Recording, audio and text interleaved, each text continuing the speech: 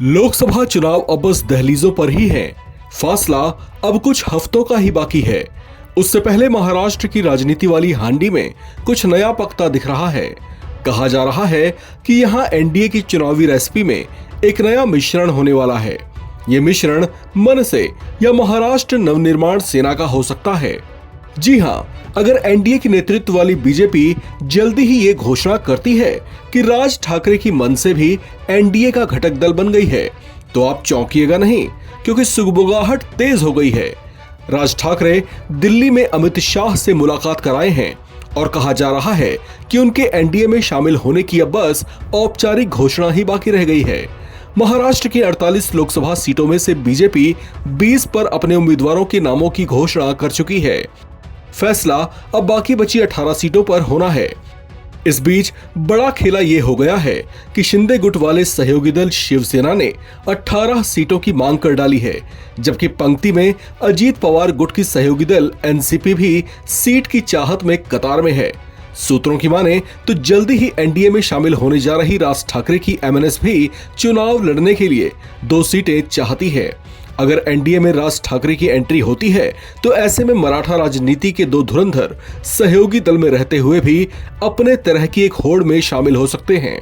इसमें पहला नाम तो एकनाथ शिंदे का ही है, जो मराठा राजनीति में अपनी पकड़ जताते रहे हैं, जबकि एमएनएस प्रमुख राज ठाकरे भी मराठा पॉलिटिक्स में अपना प्रभाव दिखाते रहे हैं।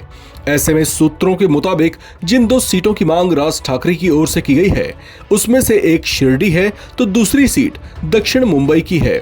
दक्षिणी हिस्से में मराठा वोट बैंक का साइज बड़ा है। ऐसे में इस सीट को पाने के लिए एकनाथ शिंदे और राज ठाकरे में खींचतान देखने को मिल सकती है। साथ ही ये भी कहा जा रहा है कि अगर राज ठाकरे एनडीए में शामिल हो जाते हैं तो ऐसे में बीजेपी 18 सीटों की मांग करने वाली शिंदे गुट वाली शिवसेना को दबाव में लेने की कोशिश करती दिख सकती है।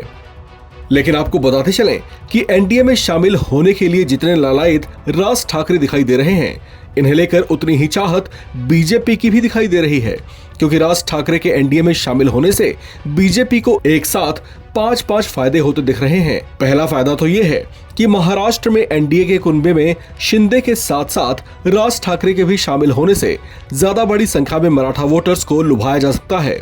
राज ठाकरे की शख्सियत एक तेज तर्रार छवि वाले नेता की है। मराठा वोट बैंक का एक बड़ा हिस्सा उनमें बाला साहेब ठाकरे की छवि को देखता है। ऐसे में उनका एनडीए में आना बीजेपी के लिए फायदेमंद रहेगा।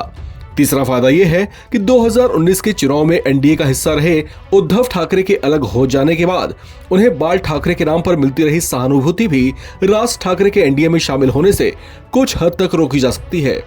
चौथा फायदा, राज ठाकरे जैसे प्रभावी मराठा राजनेता को शामिल कर महाराष्ट्र में अकेले 18 सीटों की मांग पूरी करवा अपना कद मजबूत करने की चाहत रखने वाले एकनाथ शिंदे को एक दायरे में सीमित किया जा सकता है। इसके अलावा हिंदुत्व से जुड़े कई मुद्दों पर मुखर रहे राज ठाकरे के एनडीए में आने से हिंदुवादी वोटों के बिखराव का खतरा कम हो जाएगा। इस खबर में फिलहाल इतना ही। बाकी अपडेट्स के लिए आप बने रहिए एनबीटी के साथ।